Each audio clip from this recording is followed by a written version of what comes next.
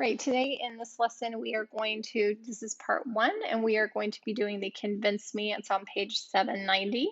And we're going to be going over these things in this problem. We're going to learn to read data. We're going to you've learned to do that already, but we're working on reading data in a table. And we're going to make some ordered pairs out of that data. And we are going to graph the data. And finally, the new stuff is solve problems and find patterns. So that's what we're working on today in today's lesson. Let's do some math. Okay, boys and girls, today in this lesson, we are going to be talking how can you use ordered pairs to solve problems, all right? And our problem setup is these two kids. I assume this is Bill, maybe not, this are just friendly neighborhood envision kid. But the main characters of our problem are Ann and Bill, and they earn the same amount of money. So they both earn, I see $3 here, they earn $3 in whatever job they do. I'm not sure, it doesn't say. Okay. So they earn $3 per week. Okay, says that Ann starts, she doesn't have any money, so Ann starts with no money, but Bill, he starts with $5. How much will he have when Ann has 30? So you might be able to do that in your head, and or not, I'm not sure, but we're going to do this problem where we represent the situation using a table and a graph. All right, so let's start with this table here, and I think there's some important information we need to really look at closely. And that information has to do with the X. Let Ann's earning be X, and let Bill's earnings be Y. Okay, that's important information right off the bat.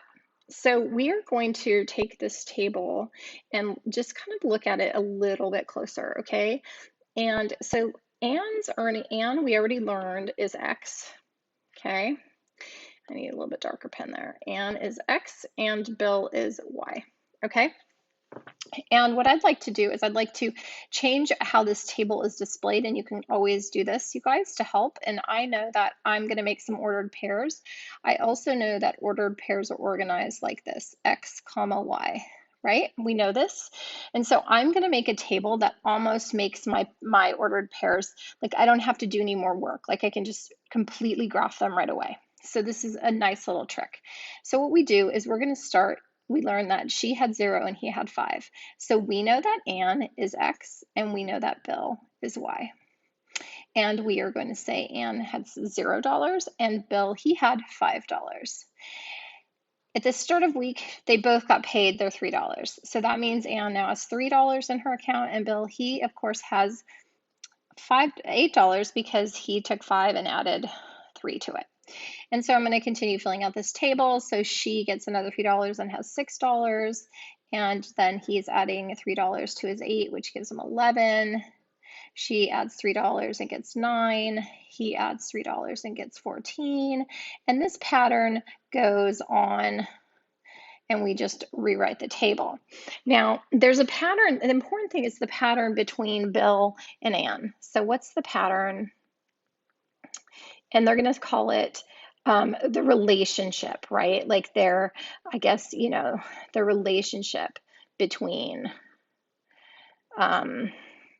Bill's earnings and Ann's earnings.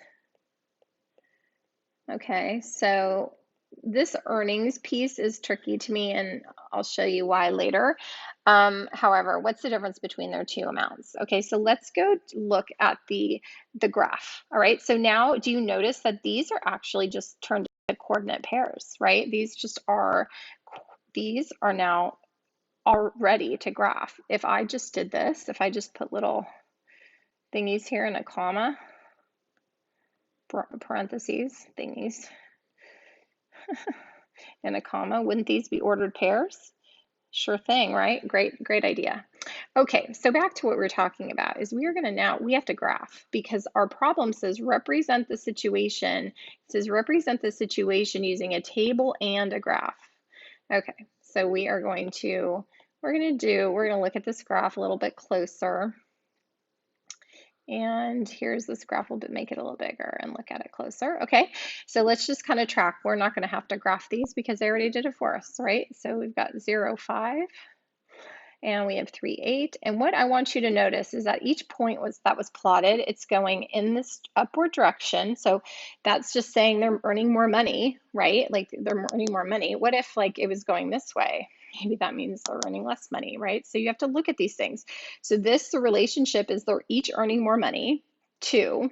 But the relationship is not, this is about Bill and Ann's earnings, right? They're saying, what is the relationship between Bill and Ann's earnings, right? So what is that relationship? What do you notice about Bill's earnings and Ann's earnings? Well, hopefully you look at it and you can see that Ann has $0 and Bill has $5. And then she has 3 and he has 8. And then she has 6 and he has 11. What is the difference? What is the difference between her values each time and his? And hopefully what you're seeing is that it's plus 5. Okay, every time Bill has always $5 more than her because he started with $5 more. So Bill, what you would write here is, what is the relationship between Bill's earnings and Ann's earnings?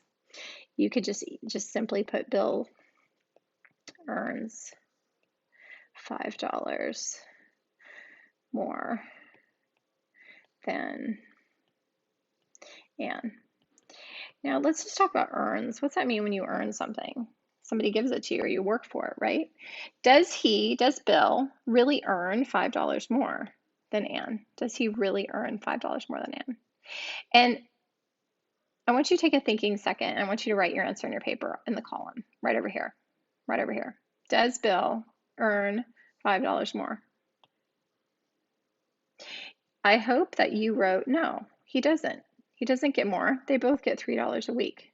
Oops, gotta fix that. What does Bill have that's different? He started with more money.